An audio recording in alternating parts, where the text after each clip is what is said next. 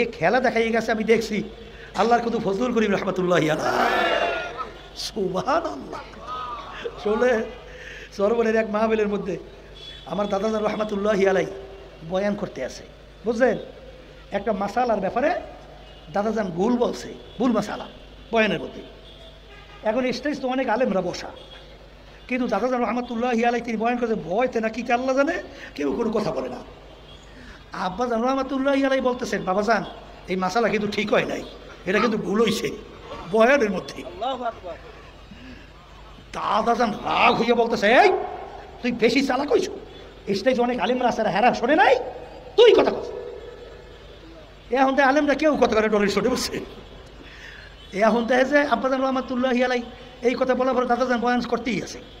এরপরে আব্বাজান রহমতুল্লাহি উঠেই বলতেছেন, বাবাজান মাসালা কিন্তু ভুল হয়েছে, এই কইয়া দৌড়ার তো স্টেজ থেকে দৌড়। কি পাগলামি মনে করছে?